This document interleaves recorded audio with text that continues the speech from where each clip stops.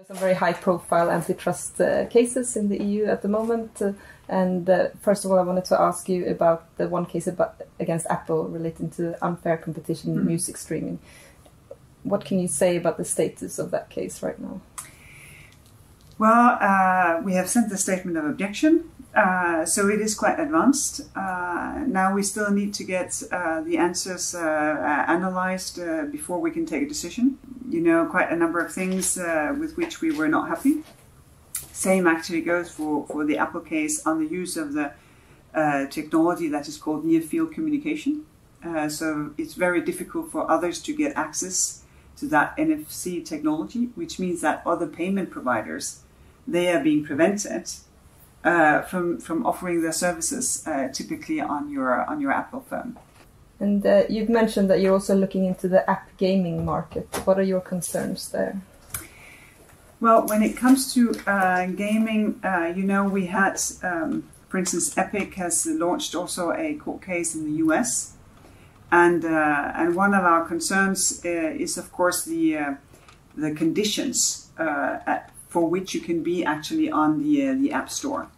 That should be solved once the Digital Markets Act becomes into effect, because then you would be allowed to, you have to accept more than one App Store as Apple. As a customer, you can have a choice.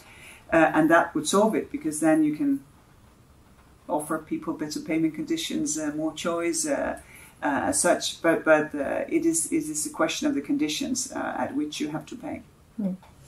And are there any other sectors that you're interested in at the moment that you are looking at in the future for? Actually, we're also looking at how Google is implementing their payment system, because they are going to enforce that. They said that for quite some time, and now they're enforcing it. So we take an interest in that as well. And of course, we are following very closely if our both competition rules, but also Digital Services Act, Digital Markets Act, GDPR is sufficient as sort of the Metaverse develops.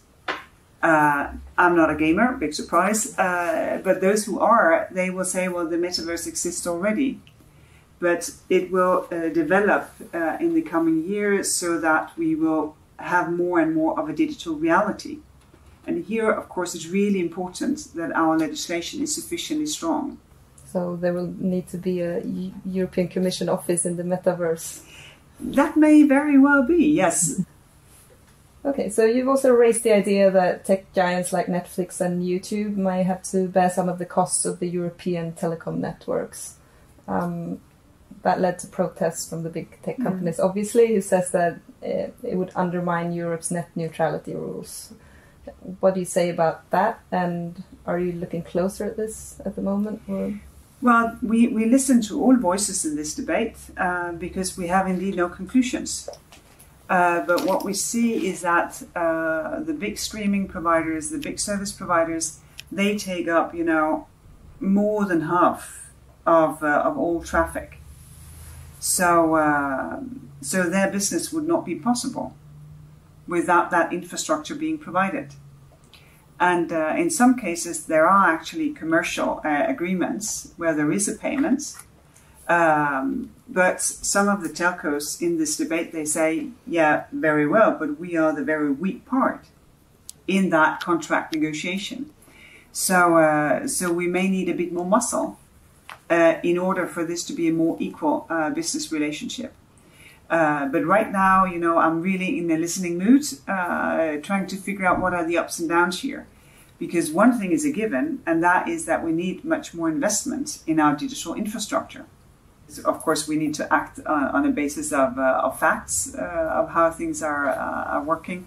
Otherwise, I think it would not be serious. But I think it's important sort of to sound out, because I understand why some of the telcos, they have concerns about their business model. They need to invest a lot, but what they get back is basically enabling someone else to make quite a lot of money.